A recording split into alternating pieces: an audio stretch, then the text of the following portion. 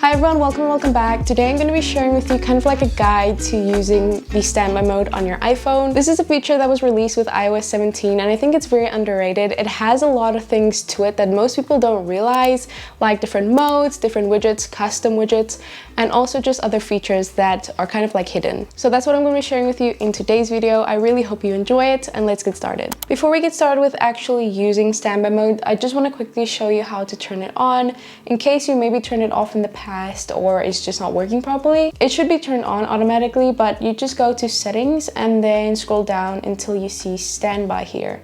And here you can see we have some settings, but you just want to make sure standby here is turned on, and then we can get started with actually using standby mode. So the basic rule to use standby mode is that it needs to be charging. So right now you can see my phone is charging. I have it on this MagSafe stand here. I'll have it linked. I got it off of a store here in South Africa, but I'll link a similar one that I've seen on Amazon. It's not entirely the same, but it does the same thing. So yeah, you need to have it charging, and then also your phone needs to be in a horizontal position like this. Once your phone is in the horizontal position, all you need to do is lock your phone and it will enter into standby mode. So this screen here you can see are widgets. Then we have two other ones here. So in total we have three different, I guess you can call it modes, that you can enter into standby mode. So yeah, the first one we have here is widgets. Then we have photos, which just rotates through photo albums. And then the last one we have here is clock. So to navigate through these, as you can see, I'm just swiping right and left to go to the three modes. All of these modes also have different options that you can use. So to rotate through that, you just go up and down. So as you can see, there are different widgets here that I can go through. And for the widgets one specifically, this one here, you can also add custom widgets like this that have custom looks that aren't just the Apple original widgets basically. So this is from an app called iScreen here, and this one as well. So these are just really cute and I like the look of them. This one specifically is a clock, as well as it shows your battery percentage at the moment, and with a little icon which changes, and the color changes depending on your battery percentage. So if it was full, it would be green. This one here just gives you some more information about your device, the time, calendar, disk space, the type of phone you have, all that. I just think it looks really cool. I have a video going over my iPhone setup, and in that video I share how to use these, but I'm just going to show you here as well. So you have to go and download the app iScreen. I'm pretty sure there are other apps that also have this, but this is just my favorite for standby widgets. So this is what the app looks like. I'm just going to go in there and show you. So you want to go to the top here which says iOS 17 standby. Now I'm not sure because I have the Pro version of the app, but I think some of them you need to pay for. I don't know if they have a free version as well for these widgets specifically.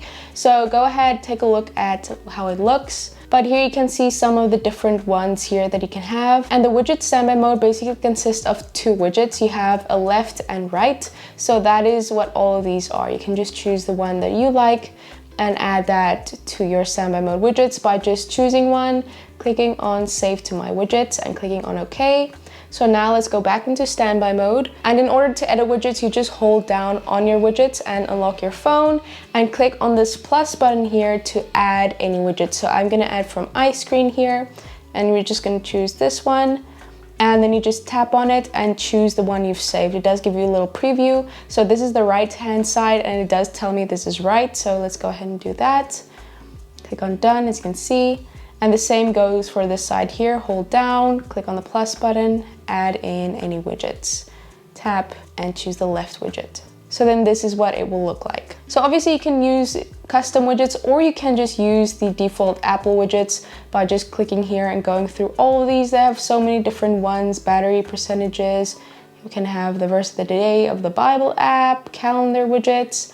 You can really play around with all of these. Even apps like color widgets, which is a very popular widget app, also you can use those widgets here as well, as you can see. So that is how you add and edit widgets. Also, you will see this is basically a widget stack. You can also add widget stacks to your home screen if you didn't know. That just means you can rotate between different widgets in one stack. But you have these options here at the side as well. The first one is Smart Rotate. That means it will rotate to different widgets depending on when it thinks it's relevant to rotate. So it does that. I just leave this off, but if you want to have that on, you can. And then the last one is Widget Suggestions, which means that it will add widgets here that it thinks you would like, but you can also turn that off if you don't want additional widgets and you're fine with the ones that you have here. By the way, this widget here is from the app Structured, which is basically a planning widget. I have a whole video on it if you want to check it out. Then let's move on to the next mode, which is photos here. So for photos, you have some editing that you can do, and it works the same with the widgets. To edit, you just hold down and then you can start editing. So it will give you some suggestions of albums and things. So we have nature, featured, pets, people, and then favorites. You can go ahead and edit this. Favorites I added in myself. You can remove one by clicking on the minus option that's in the top left corner. So I'm just gonna do that. And also the ones that they have on here, you can just hide by clicking on this little eye icon, and it will hide that album from the standby mode. To add an album, you can just click on plus button here and choose an album, click on done, and then that album is now added. This is just my Pinterest album that I added in here. And also what's really nice, if you see a photo that you wanna go see in photos, you can just tap on it and it will give you the date and say view in photos, and it will take you to photos if you tap on that. So the next mode we have is clock. This is the one I find myself using the most just because of how minimal it is.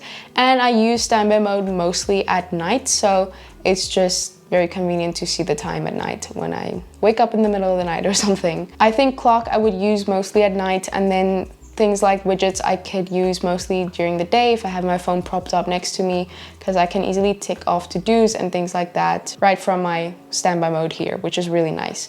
But yeah, for the clocks we have a few different ones. This one here is an analog clock. Then we have digital, we have a world clock, we have solar, and then we have float. Float is the one that I always have on. I just really like the look of it, and you'll see the widget that I have on my home screen is kind of the same look. I just really like it, and I can easily just see the alarm that I have set for the next morning. So at night, this is my go-to clock. But also for these, there are editing to it. You can just hold down, and if it has this little white circle, you can just tap on that, and it has color options that will come up, which you can go through. So here you can see different color options. Some of them have one individual color, some of them have two different colors. You can just choose the one that you like. I just have this one here, which I always use. The same goes for some of the other ones. So if I go to solar here, you'll see it also has this little icon, and then you can also just choose some of these. These are gradients, which are really nice. So here you can just see the different gradients that they have here. Next we have world clock. Now this works if you have any other clocks that you've added in the clock app. I'm gonna go ahead and add one, and then I'll show you what it looks like when you have more than one time zone on here. So you will see now it's not just one dot, there are two other dots here. So one is for Australia. You can see this one here is set to my location right now, but I can tap on the other dot here and it will show me the time. I can click on this one for LA and it will show me the time there. So it's just a really easy way to see different time zones, especially if you're working with people from other parts of the world or have family in other parts of the world. This is just a really nice thing to be able to see the other time zones and what time it is at those places. So that's kind of how you edit it. You just add other world clocks here in the clock app on your phone, and then it will appear there. Then moving on from the world clock, you can also edit this one here by clicking on this white circle and then just choosing these colors. They have some solid colors, some more gradient looking colors, and then this one here, which is just all different colors, which is my favorite. So you can use this one, and it has some widgets here that just shows you the weather, the date, and also the time for your next alarm. And then the last one here, we have our analog clock, which again, you can just edit the colors of to your liking. Now, besides just showcasing widgets, photos, and clock, it also has a few other features and things. So for instance, if you have the iPhone 14 Pro and 15 Pro, you will be able to have always on turned on, meaning that it will just be always on, but it will turn off automatically when it just senses that it can turn off. So yeah, that is just a really cool feature. I use that a lot at night. At night, when I just move my hand over my phone, it will turn on so I can see the time, and then it will just turn off again a few seconds later when it detects, I guess, that I'm sleeping or something like that. Also at night, you can have night mode turned on, which means that it gets a red tint, which is less harsh on the eyes. So that I really like at night, especially since I sometimes have it on at night. Yeah, it's not very bright or anything, so it just makes it less of a distraction. Some other cool features that you have access to when in standby mode are like Siri, so I can say, hey, what's the weather? It's currently clear and 31 degrees. So then it has this cool little graphic that pops up with all the information, which is just really nice to be able to see when you're in standby mode. I can also view a timer in standby mode or just say, hey, set a timer for 5 seconds. 5 seconds, starting now. And then it just counts down. And I can just stop it right here. You can also play music while you're in standby mode, and as you can see, it has this little icon here at the top that looks like sound waves. So I can just tap on that to see a little preview of the music that I'm playing, so the album, and I can easily skip, play and pause, and mute or unmute right from standby mode. Lastly, what I want to show you is if you have any live activities, like this is that productivity app that I mentioned, Structured. If you have Focus Now turned on for a task, it has this little countdown that plays if you lock your phone or go out of the app. It's kind of like a live activity on your phone that just shows you the time remaining. But if we go into standby mode, like I'm gonna do now, you will see it still shows an icon for that app where I can track that live activity, and I can tap on it to see a preview of that live activity happening. So that's just really nice to be able to see as well. If you wanna keep track of your live activities happening, it's available on all these screens here. As you can see, I can just tap on it and it shows that activity happening. So that was standby mode in a nutshell. I really hope you enjoyed this video. Let me know if you learned anything new, if there are any things that you're gonna apply when using standby mode now. Again, I think this feature is very underrated, and I definitely recommend you play around with it and try it out. Thanks so much for watching. I really appreciate you, and I will see you in my next video. Bye!